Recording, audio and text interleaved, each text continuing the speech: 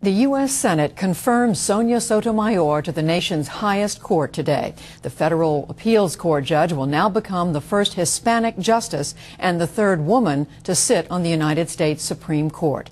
Jeffrey Brown has our lead story report. On this vote, the yeas are 68 and the nays are 31. The confirmation vote this afternoon made Judge Sotomayor the 111th justice in Supreme Court history. Democrat Robert Menendez was asked whether Republicans would suffer because so many opposed the first Hispanic justice. For the Hispanic community, which is not monolithic, it was monolithic about Judge Sonia Sotomayor. If you meet all of the challenges that you are told you need to meet, and still you can be told no, despite fidelity to the Constitution, the law, and precedent, then it sends a tough message to us as a community. And I think that message is one that will be seriously viewed in the days ahead. And now for some perspective on what today's confirmation means to the Hispanic community and beyond, we turn to Ramona Ramiro, president of the Hispanic National Bar Association, Danny Vargas, chairman of the Republican National Hispanic Assembly, and Andrew Kohut, president of the Pew Research Center for the People and the Press. Ramona Ramiro, what does the confirmation mean to you? To me, it's a dream come true. It's a reaffirmation that we Latinos can be recognized as contributing members of our society and that there are no limits to what we can achieve. Danny Vargas, what does it mean to you? Well, I think it's a moment to be celebrated. It's a great American story, not just for Hispanics, but all Americans, of a woman who worked hard, got educated, did the right things, and was able to achieve great success in her professional life and her personal life. I think at the same time, though, I would say that it was good and right that she went through a rigorous, strict scrutiny through the hearings process and was able to answer tough questions from both Democrats and Republicans. You told us before she would not have been your nominee. She would not have been my nominee. I think I would have preferred a nominee that would have, from an ideological perspective, been more to the center. She's clearly left of center. But I think in her rulings over her 17 years on the federal bench, she's demonstrated that she can be mainstream for the most part. But I can see where sincere senators would have some real issues with some of her rulings and some of her statements in the past.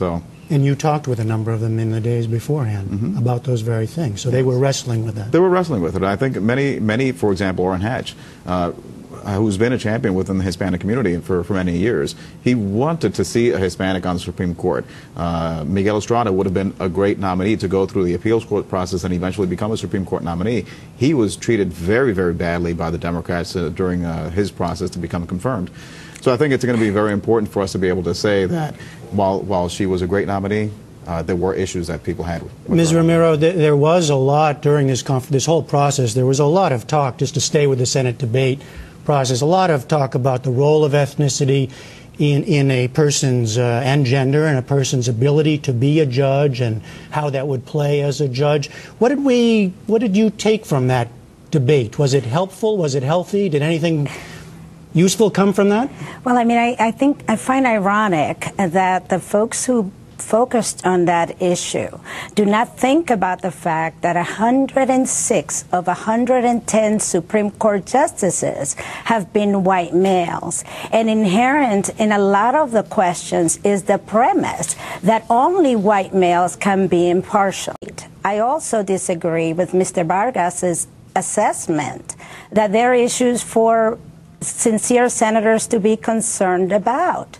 The test cannot be whether you agree or disagree with a judge's likely ruling. So I think it's a horrible standard to impose on a judge that you can only get my vote if I'm a U.S. Senator if I'm likely to agree with your opinions. Mr. Vargas, what did you make of the debate that took place over the last weeks? Again, we're not going to replay the hearings here, but I think what we had to see was, and my recommendation to Republican senators was to make sure that we had a fair and respectful process, go through the strict scrutiny, ask the tough questions, because I think even Judge Sotomayor would have preferred to have that strict scrutiny so she can go through the tough questions. But I think the real concern, though, is not a particular, how she might vote on a particular case, but her view of the role of the court. We do have three branches of government that go through this balancing act, through this tug of war every day. So I think some of the concerns of sincere senators was what her view of the court was going to be moving forward. For the last 6 to 8 weeks, we found solid majorities or majorities of the public saying that she should be confirmed. The last poll fit by a margin of 50 to 28%. Now, as you might expect, among Hispanic citizens, the margins of support were much higher, 61 to 13%. So, Ms. Romero, what does that interest and now the confirmation translate into, particularly in terms of politics, the political impact? We heard Senator Martinez in our piece. What do you think will be the impact? Well, I think we are generous people. We forgive, but we don't forget. And I think the Republican Party missed a great opportunity to reconnect and re-engage with the Latino community. I was sitting in the gallery today, and I was taking notice of who voted yes and who voted no. And more importantly, there were watch parties throughout the country today. I think it sent a horrible message to the Hispanic community because we offered one of our very best, and they found her wanting.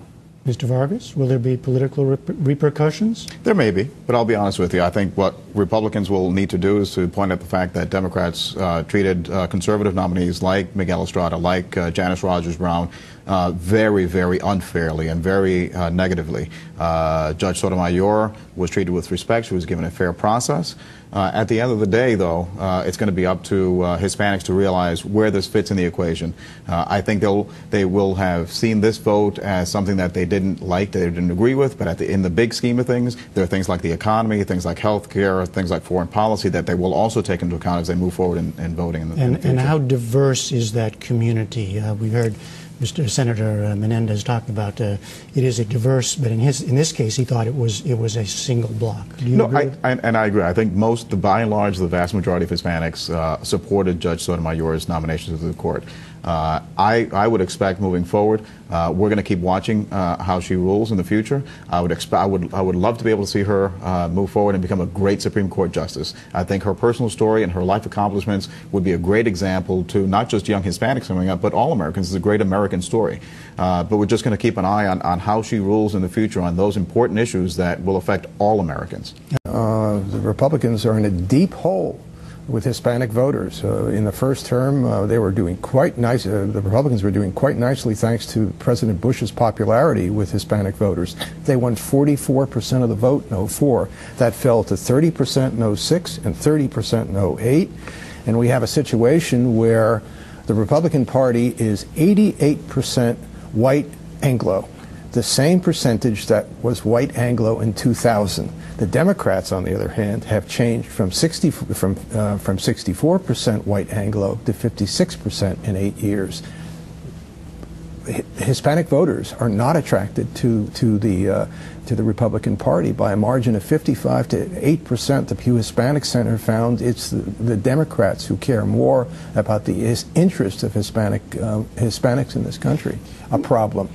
What about for the legal system more broadly, though? Do you see some kind of broader impact? I think it's important because our justice system relies on public trust and confidence in its partiality. It is important that that system reflects all segments of society. Hispanics are obviously the fastest growing and largest minority in the country, so the picture matters. It's important for Hispanic children, and it's important for all people in this country for the picture of the Supreme Court to reflect the broad scope, the rich mosaic that we are as a people. Mr. Vargas, the last word. No, and I agree. I think the optics of it, of having a Hispanic on the Supreme Court after all these years, is a wonderful thing. I think it's a monumental historic occasion.